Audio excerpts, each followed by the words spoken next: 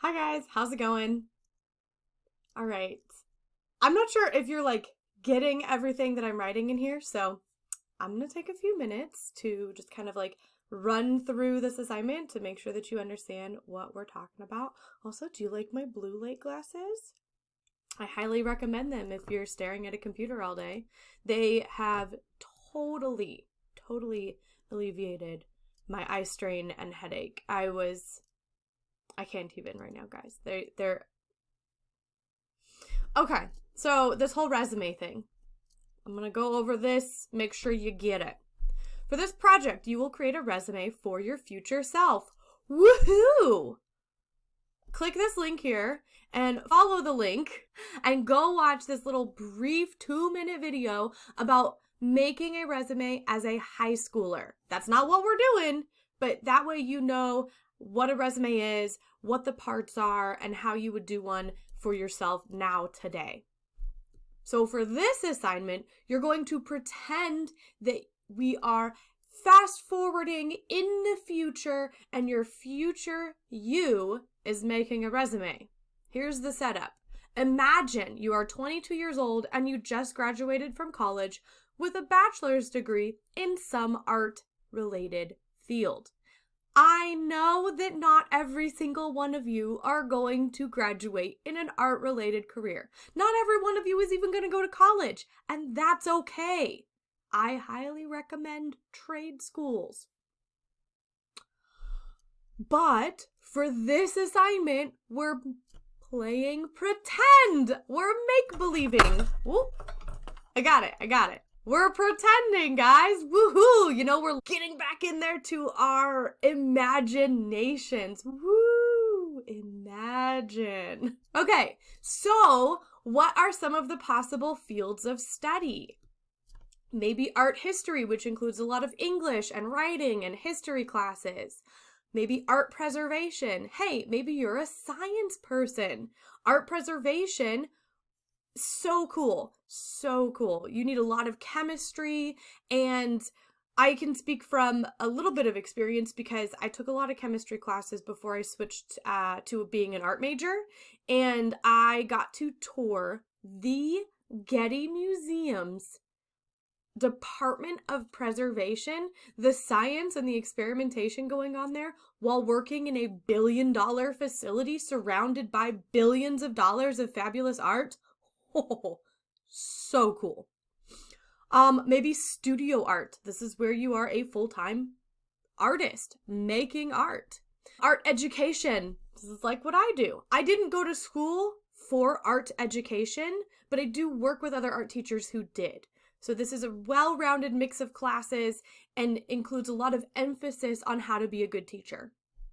Art and business. Maybe you are thinking that you are not really into art, but you're into business. So this might be, kind of a good meet in the middle here for this assignment. You could open your own gallery or start your own art rental business where you rent art to apartment buildings or businesses, and then after a certain amount of time they give it back and they put in something new to refresh their look. I don't know, that could be a thing. Here, take my idea. Take it. Do it. Run with it. I don't need it. I'm a teacher. All right. Maybe you want to go into design. This is a huge field. Maybe you want to go into CAD or graphic design, environmental design, animation, product design, architecture. I didn't even put architecture on there. Oh my goodness. So maybe you are more of a mathy person, and jumping into one of these design fields would be a good place for a math person. What about art therapy? So what if you're super into psychology and helping people? What if you want to be like a social worker? Then I would probably choose the art therapy avenue. Okay? So after you pick your field of study for your future self, next, we need to start gathering some of these categories that go on your resume. One of these is extracurricular activities. And the thought behind this is that you haven't had a lot of quote unquote real jobs.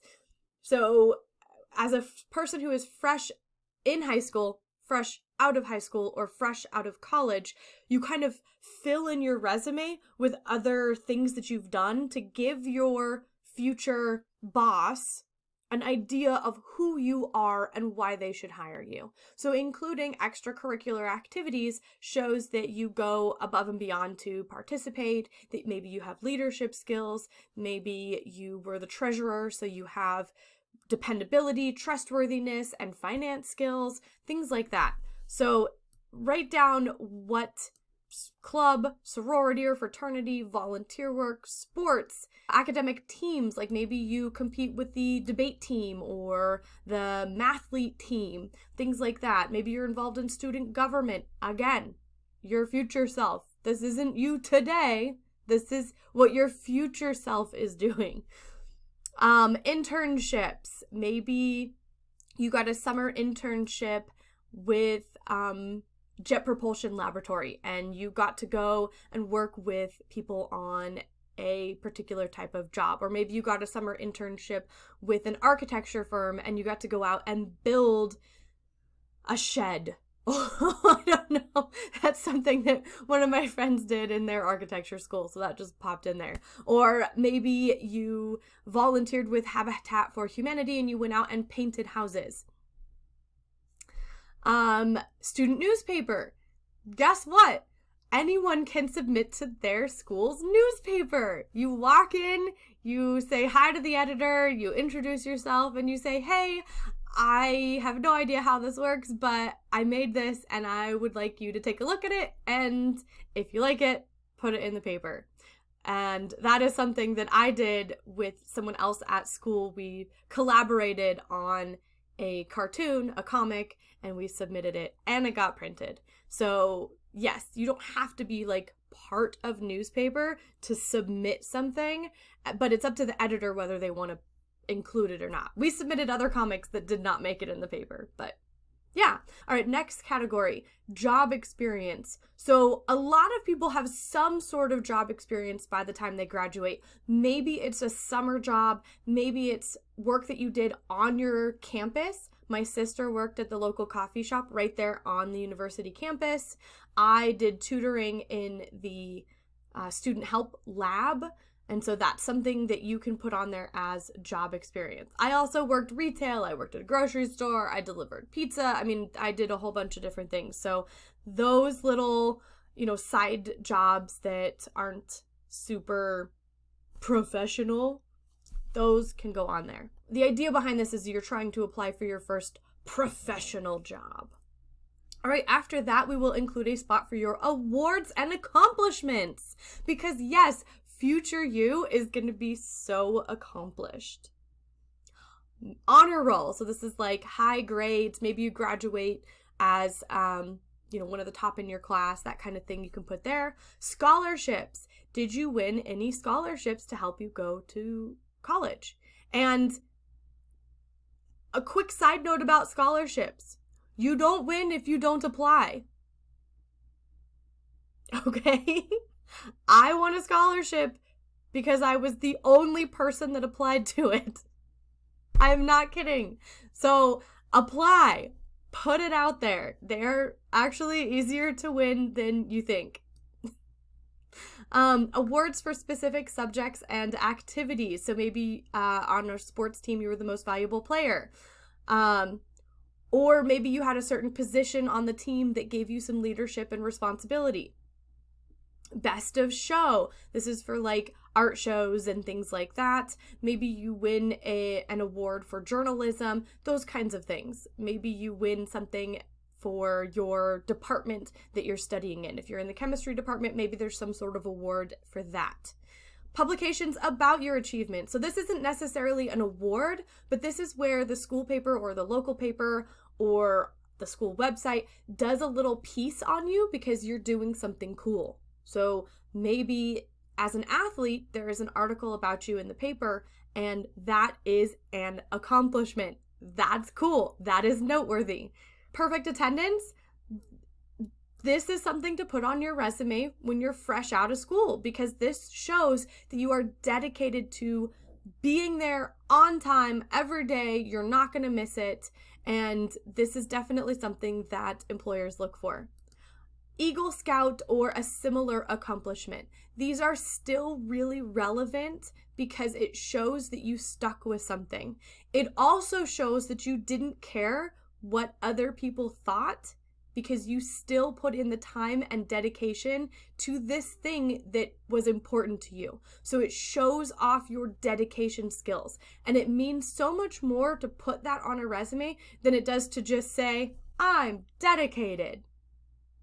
Right? So you could write, I'm dedicated in your little like attributes about me. But if you put, I got Eagle Scout or whatever the similar achievement is for like Girl Scouts or a sorority or something like that, it means it's not only just saying I'm dedicated, it's saying here's the proof that I'm dedicated. So that's like, do it. All right, the next category that you want to make up stuff for is skills and certifications. Did you get Google certified? You can literally go online and get Google certified. What about Adobe or another type of software program? Maybe you get certified in Microsoft, right? Word, Excel, PowerPoint, things like that. That is still really relevant because it shows that not only do you have social media skills, which pretty much everyone has today, but you also are completely knowledgeable in those business programs that people need in order to run a business. Let's see, did you complete a certification program for a skill that might be relevant to the job? For example, maybe through your volunteer work at a local living history museum, you became skilled at sewing and making repairs or preserving historical clothing. This is something that there's not really a certification for, but that's absolutely a skill that you want to put on there if you're going to be a art preservationist. If you're trying to get a job at a gallery or a museum in the art preservation department, you're going to put that you have, this chemistry background with all of these chem classes that you took, but you also went out of your way to volunteer at a living history museum and develop these skills that will serve you later. So things like that. Think about what is your field of study, what are you going to be doing, and what make-believe or real internship you could have done to develop some skill that would be useful to that job. Okay? So there's my explanation. I hope that makes sense. And look below for the Google Doc where you're going to write down all of these things and compile your information for your resume.